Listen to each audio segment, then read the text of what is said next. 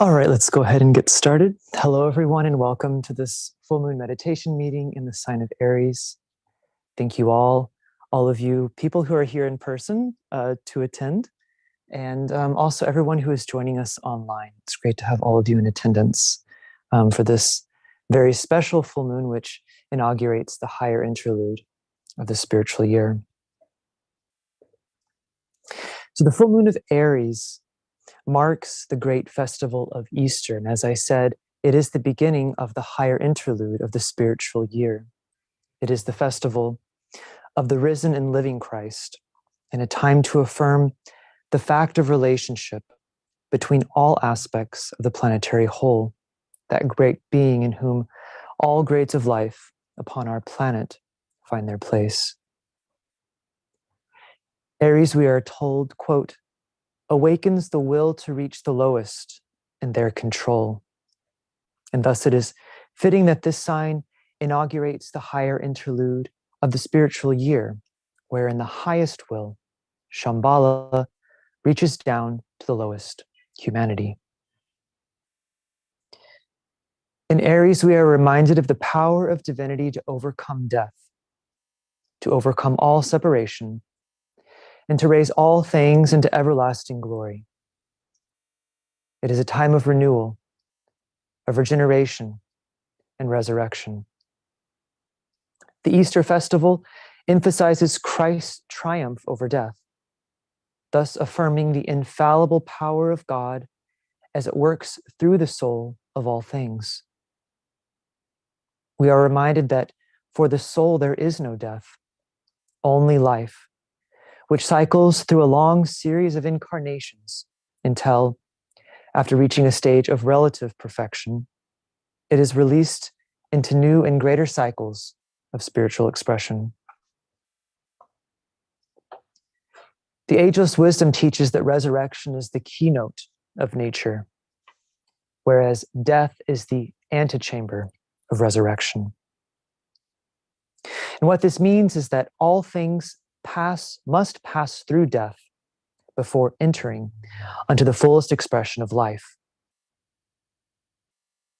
The whole story of evolution sees spirit entering into matter and then, quote, dying to form, to eventually rise again, triumphant. The human soul incarnates, and through experience, strife, and great effort, rises to that high plane from which it originated, but with the full self-consciousness and the gain of the many qualities of manifested divinity. The descent of spirit into matter can also be understood as the expression and fulfillment of the original divine idea, the original intention. As the birthplace of ideas, Aries is responsible for the will to incarnate, the descent of the highest into expression through the lowest. And this occurs via the mind and through a whole host of creative agencies, the builders, greater and lesser, of the worlds. The human soul is also a creator in the three worlds, and thus capable of both higher impression and creative expression of that higher impression. The initiating, creative, and mental force of Aries is instrumental in the magical work of the soul, which in the present cycle seeks three things: to establish right human relationship, to mediate divine ideas into human consciousness, and to redeem matter and release the prisoners of the planet. To accomplish this, above all, requires the right employment of the will. This will is the power to think, to act, to create.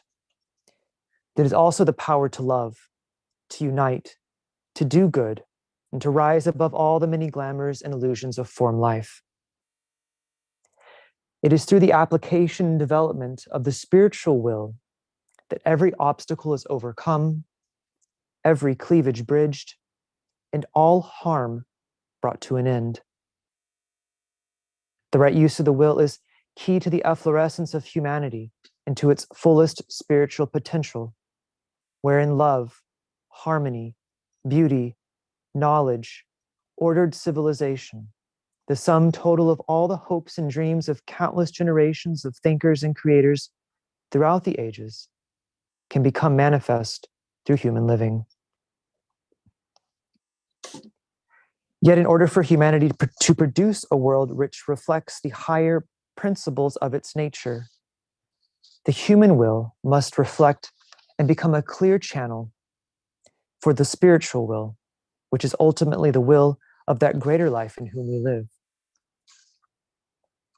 Not my will, but thine be done, is one of the highest, one of the most potent and complete prayers ever uttered by the Christ.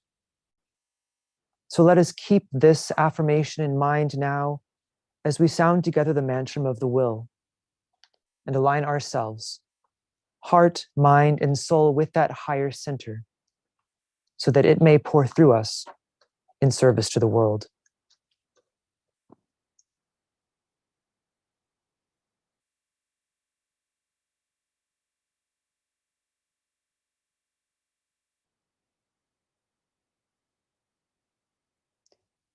In the center of the will of God I stand. Naught shall deflect my will from his. I implement that will by love. I turn towards the field of service. I, the triangle divine, work out that will within the square and serve my fellow men. Oh.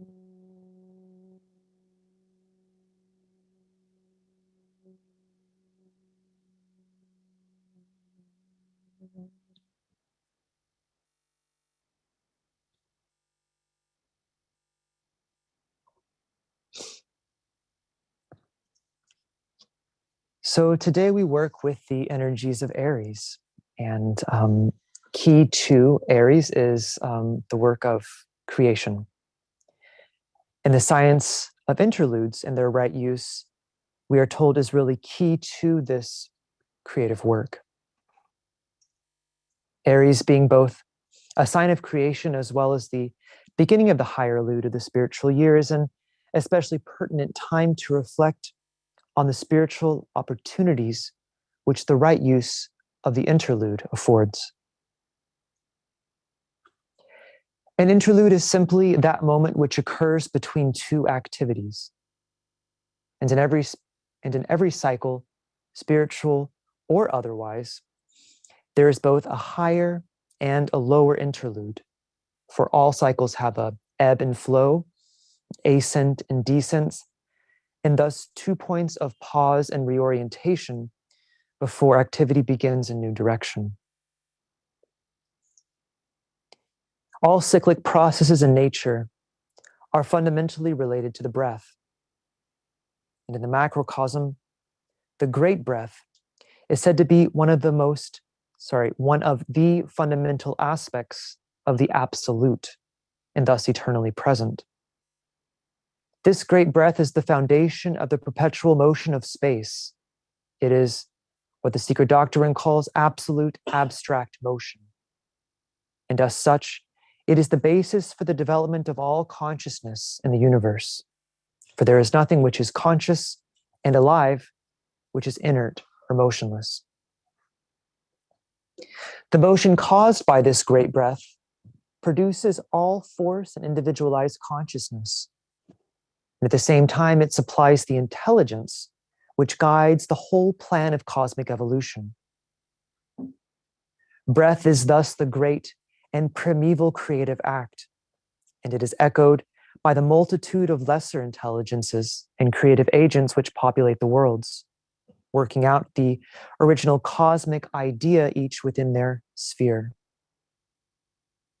Breath is therefore the basis of the many cycles, greater and lesser, which govern all manifestation and by which evolution itself proceeds through time and space.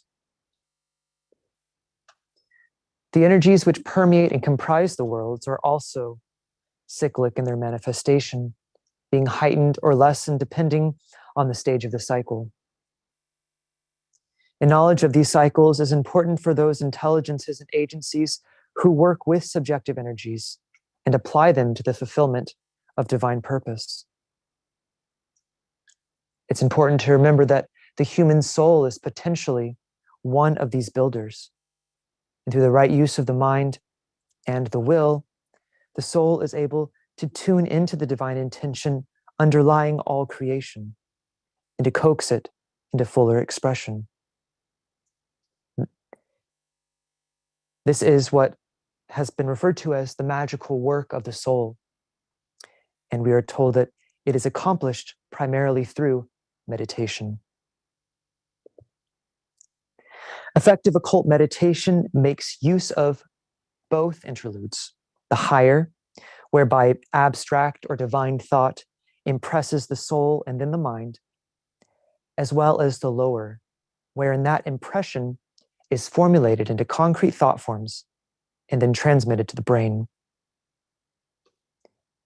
The higher interlude is necessarily the first then to be attained if ever the creative work in the lower interlude is to have any chance of success. This can apply to both an individual or a group's daily or weekly meditation, such as the meditation we do, every morning before we start our day. But it can also apply equally to the higher interlude of the spiritual year, which is a sort of year-long meditation, a planetary cycle in which both hierarchy and humanity mutually cooperate. So this higher interlude is a moment of poised silence and alignment in which vertical contact with the source of light, love, and spiritual power is greatly facilitated. It is synonymous with that stage of meditation called contemplation, and it is characterized by direct and unimpeded communion with the divine. Right use of the higher interlude requires that the lower vehicles be quieted and stilled, and that the attention remain focused and concentrated in the light of the soul rather than be negative and quiescent. This establishes alignment and rapport with the higher center and that rain cloud of noble things, which is made available by hierarchy, but awaits precipitation into human consciousness. It is in this place of poise, of focused quiet and alignment, that the higher interlude or the stage of contemplation can begin. It is important to emphasize again that this stage of contemplation, this higher interlude, is an interlude between two activities. And so it cannot occur either until the lower bodies are quieted and the mind held responsive to impression. And this requires serious training before it can be sustained for even brief periods of time. But when this higher contact is finally attained and the spiritual light from the soul begins to illuminate the mind, the natural reaction is for the mind to instantly be stimulated into an activity of a higher order than which it normally operates. And this naturally, as soon as this activity begins, the higher interlude ends because another phase of activity begins. And the stage, so in order to sustain the higher interlude and to truly begin to work within it, it requires that consciousness be lifted and sustained within the causal body itself, entirely removed, but not disconnected from the lower mind. As I said, this is a very difficult stage. It is difficult to be sustained for more than even a few moments at first. This state is known in the East as samadhi. And only in this state can that which the soul sees and knows, envisions, be transferred to the physical brain. Attaining to this state is said to be the entire goal of the meditation process, perhaps because beyond this state of meditation, as we formally know it, ends, and another phase of divine communion and relationship begins. And this brings us to a consideration of the Tibetans' teachings on the Antakarana. For the stage of contemplation, once attained and stabilized, actually becomes the launching pad or the jumping off point for a whole other phase of work, that is, union with that which is even more exalted than the soul. This is the spiritual triad, which comprises man's highest spiritual principles: Atma, Buddhi, and Manas. This necessitates contact with planes of our solar system which are considered entirely formless. And in these worlds, the soul sees itself as one with all other energies and conscious expressions of life.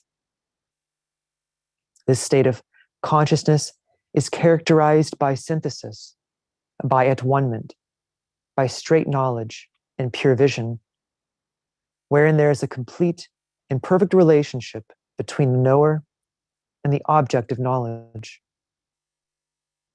The nature of the life of the soul on its own plane and its relationship to that which is formless is necessarily very difficult for us to visualize and to comprehend. For it being entirely formless, even symbols themselves don't really fully convey even abstract symbols, I should say, don't really fully convey the real truth of this state of this state of consciousness. But it is captured, and this is what the Tibetan says actually, is captured in the following words of Christ, which some of you may recognize. Quote, the Christ said that, quote, that they all may be one, as thou, Father, art in me, and I in thee, that they also may be one in us, and that they may be one even as we are one. I in them, and thou in me, that they may be perfect, may be made perfect in one. So it may be surprising to realize that one of the foremost means to achieve such a state of union with the divine is through the use of visualization and the creative imagination. And so any effort to, even though it's formless in one sense, all the efforts we make to try to visualize and create some sort of symbol in our mind, some sort of visual of what this state of consciousness is, to imagine it or to sense it in any way, is an effort, is a worthy effort, and does definitely build the bridge to this higher plane. And so that's really the importance of those statements, like the Christ, which in a sense just seems like an utter repetition of oneness over and over and over again. But at the same time, you read between the lines, and you can start to get a sense of that state of oneness which the soul on its own plane, which the intuition, which the triad really does convey. But the reason for the use of the imagination goes down to this fact that the imagination is closely aligned with the intuition, which is, as we know, that higher principle in the human being, which grants eventually perfect love, perfect vision, pure knowledge, straight knowledge, as it's also called. So energy follows thought, and the eye directs the energy is a fundamental occult law. And what this occult law, what this statement gets at, is that through the use of the picture-making faculty, the imagination, or visualization, if you will, a bridge can be built between the lower four and the higher three principles of human nature. And this ladder or bridge then becomes a means of communication between these formless worlds and the mundane worlds of spiritual expression. And it is at this sort of nexus, or this central point, that the disciple seeks to work. And this all takes us back to the right use of the interludes for The soul is the one that works in the interludes and not really the aspiring personality. The aspiring personality really can only work in that lower interlude at best. But it's only through efforts to really become the soul, to think as the soul, to see as the soul, that we are able to really begin to truly function in that higher interlude. But once this is accomplished, one can, to some degree, begin to see and hear and think as the soul. Then he or she begins to become an asset to the work of hierarchy and to really truly begin to cooperate in the fulfillment of planetary purpose. This purpose must be implemented with love and from the plane of mind, but most importantly, it must also be implemented with power if it ever is to bear fruit. It is in this higher interlude and through its right use that this needed power is attained. This is the power to heal all wrong, to bridge all cleavages, and to make out of the many one. It is the power to make all things new. Surety of alignment attained in the higher interlude grants the disciple the power in varying degrees of the hierarchy itself. The senior members of this august body are literally, quote, one with the purpose for which the worlds were made. And they thus embody that power, that highest power, and they can make it available for practical application by the disciple in the mundane world, provided that disciple himself or herself is able to make the needed alignment. Today, the great task of offsetting hate, of ending separation, and redeeming materialism proceeds, and we can imagine that the Christ and the entire hierarchy continue to bend every effort to see this purification of human nature brought to completion. It is now nearly 80 years since the end of World War II, and since that great spiritual impulse released at the conclusion of war, great strides and advances in human consciousness have been made. However, in many ways, humanity remains a house divided. Many of the ancient hatreds between nations and within them remain. The Tibetan writes that this problem is, from the human angle, well nigh insoluble, unfortunately. But he says also it will require the united effort of the men and women of goodwill, of the new group of world servers, and of the hierarchy itself. And I think this, given the fact that the new group of world servers is the preeminent link between humanity and hierarchy, this really emphasizes that sort of the responsibility for the salvation of humanity at this time really lies in the hands of this great linking group. And today, although these ancient hatreds remain in full display, there is a sense held by many that beneath the outer form, an inner reorganization has already taken place, but is arrested in its efforts to really percolate to the surface and to full expression. Of course, we'll all have different opinions about that, but many today do recognize that these subjective lines of relationship are strong and that people everywhere are responding to this inner reorganization, and much of the building work is going forward in alignment with man's higher nature. This isn't to say, though, that one can deny that the vestiges of the old thought forms, the subtle and not so subtle, remain, and that they do hinder the emergence of human civilization into the light of the Aquarian era. The intense selfishness and irresponsibility of the economic and financial systems, the corruption and political establishments around the world, the economic and political strength of the military-industrial complex, along with the many lesser forms of structural iniquities and institutionalized selfishness and greed, all of these do remain. And these all must ultimately be destroyed, and new structures must definitely take their place. Destruction, we are reminded, is often a very necessary part of the process of redemption. But if we take a moment to look objectively and with the esoteric sense, we might see that today the inner flame, which will eventually purify these pernicious thought forms and institutions, has already been kindled. And that within these systems and all around them, these many small flames are gradually being fanned into a burning blaze. We know this blaze will eventually burn out all the dross. In Aries, we are told, quote, "The fire blazed forth, and through that fire I died to life, and so was born to death.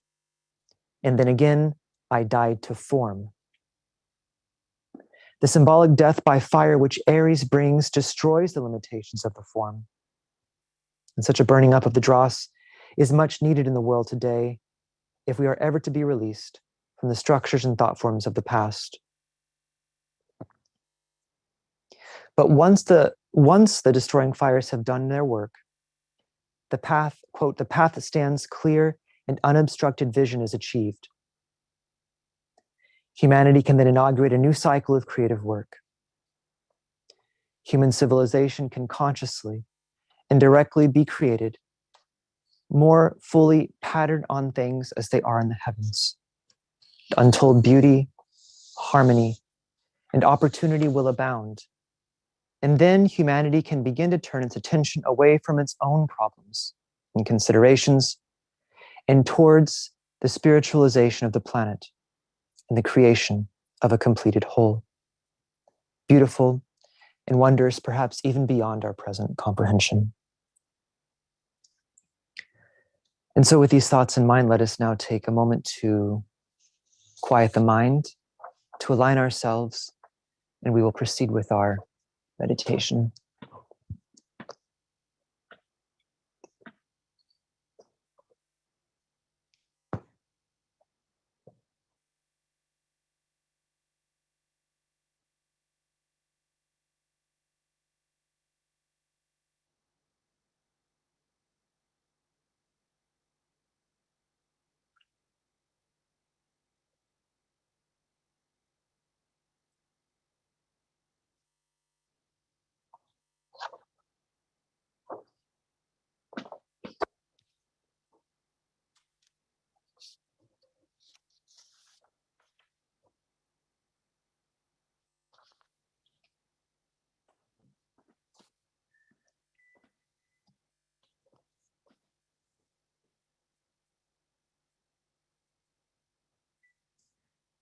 The full moon approach to the hierarchy, letting in the light.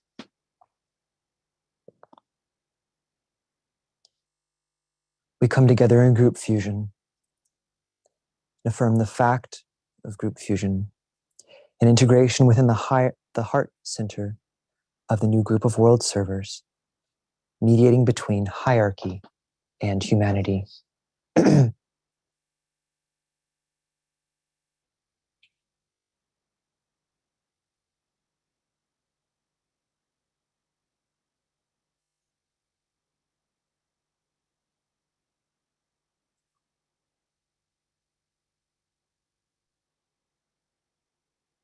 I am one with my group brothers, and all that I have is theirs. May the love which is in my soul pour forth to them. May the strength which is in me lift and aid them. May the thoughts which my soul creates reach and encourage them.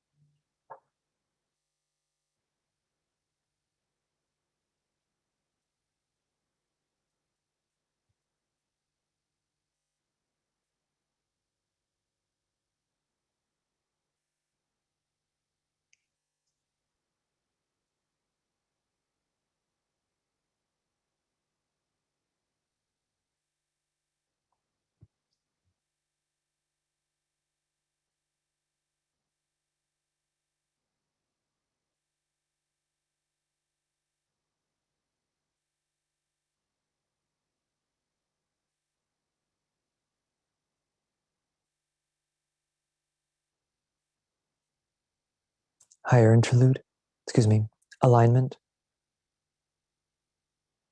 We project a line of lighted energy towards the spiritual hierarchy of the planet, the planetary heart, the great ashram of Sanat Kumara, and towards the Christ at the heart of hierarchy. And then we extend the line of light towards Shambhala, the center where the will of God is known.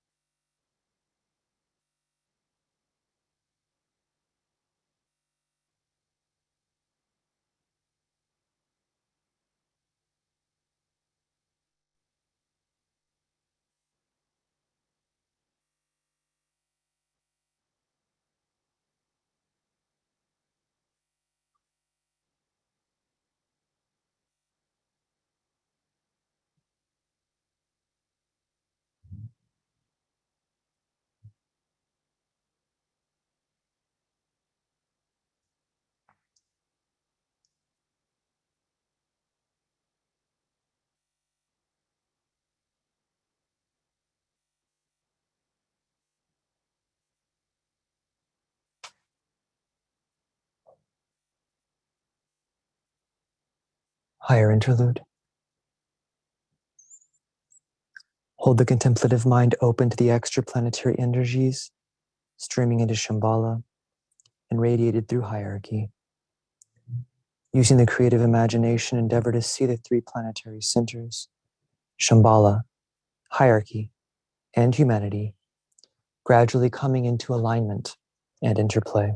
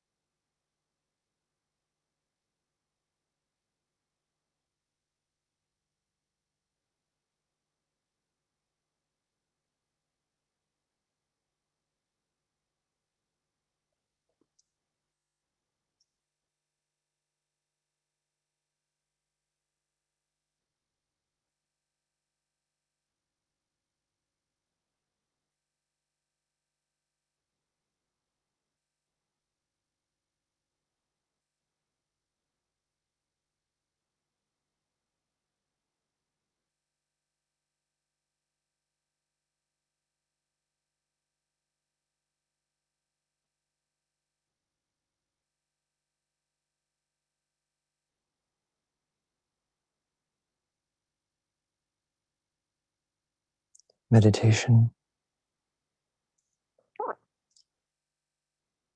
Using the keynote for Aries. I come forth, and from the plane of mind, I rule.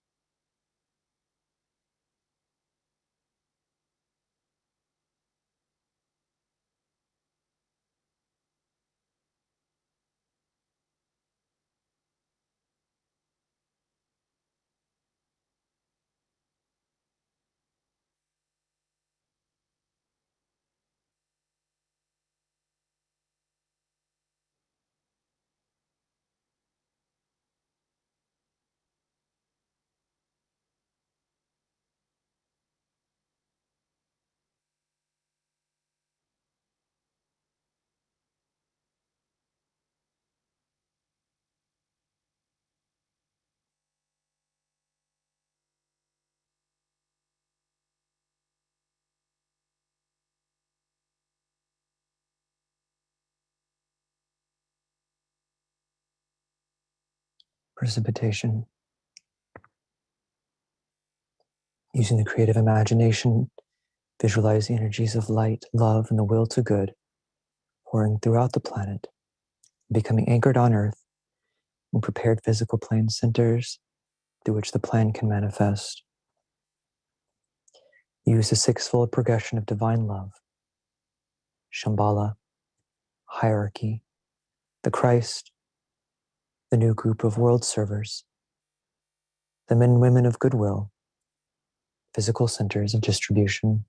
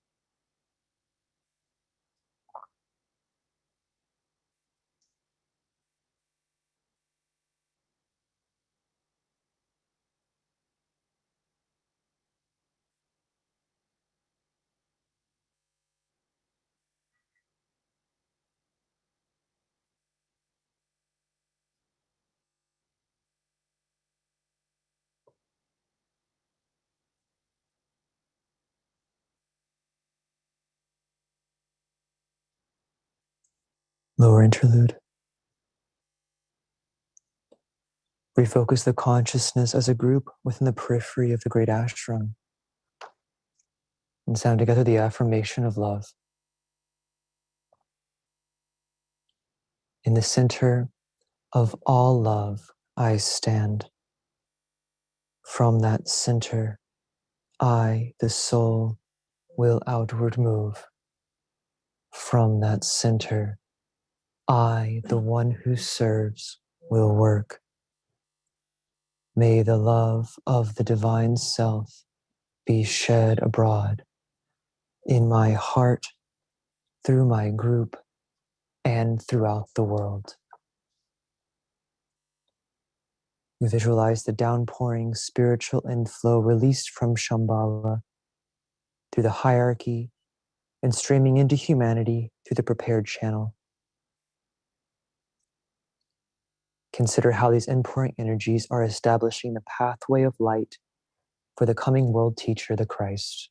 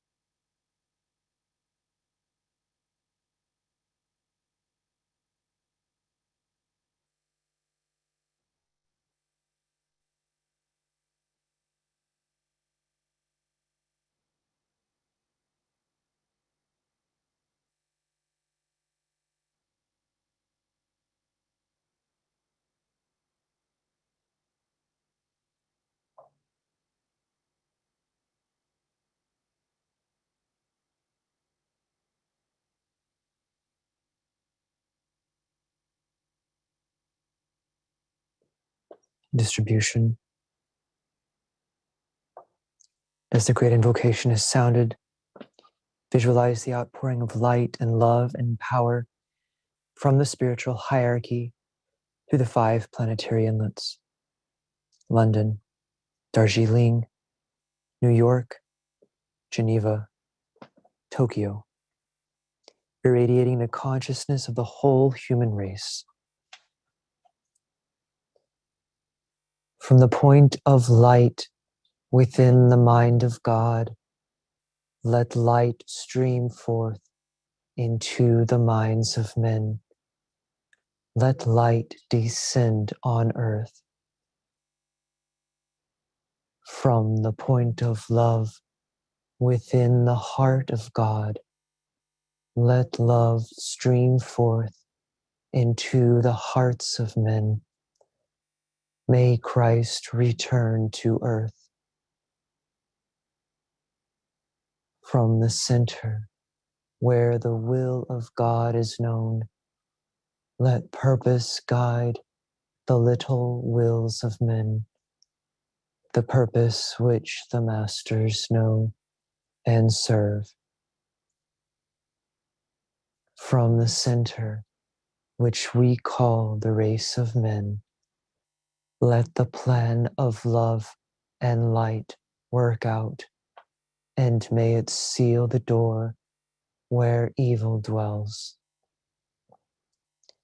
Let light and love and power restore the plan on earth.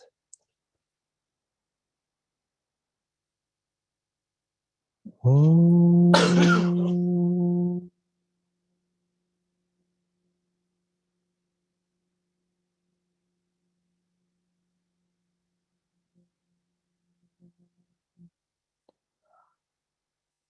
Om.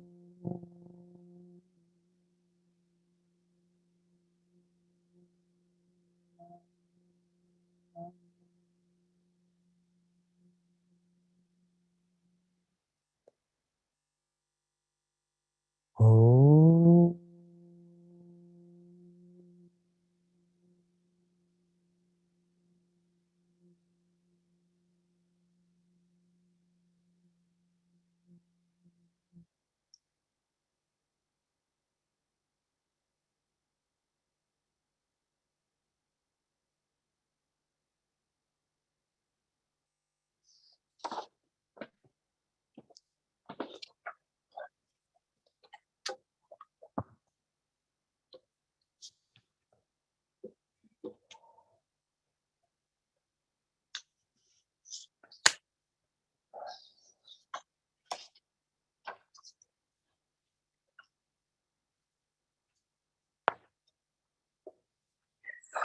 Thank you, everyone, for your participation in this very important work. I think it's a appropriate time to reflect on these meetings. The real purpose of the meeting is the meditation. We do start with a talk, but the whole point is the meditation. So we can imagine those, we can approach those talks, in our listening as if it were a preparation for the subjective work which comes after. But thank you all for your subjective and objective participation. So we have, and I would like to say also, this is a particularly potent time to be working because we are within 12 hours of the exact time of the full moon of Aries. And the 12 hours preceding the full moon is one of the most potent times of the approach, as it's the time when the alignment is most easily facilitated. It's the highest point of the cycle. So that vertical alignment is, the way of approach is wide open, we're told. So the exact moment of the full moon does occur this evening at, I believe, 12:34 or 12:32 a.m., early Thursday morning, Eastern time. So we can all join in. If you are awake at that time, you can join in for an alignment and a link up with the group at the exact moment. The new upcoming meetings, we have the new moon which is being the next new moon is going to be held Wednesday, April 19th from 6 p.m. Eastern Daylight Time. And following that will be the Wesak Festival, also part of the Higher Interlude, and that is going to be held Friday, May 5th at 1 p.m. Eastern Time. It will be held as part of the Arcane School Conference in New York, which will be held that weekend, May 6th through 7th. More information can be found on our website, www.lucistrust.org/conference. So thank you all, and have a good evening.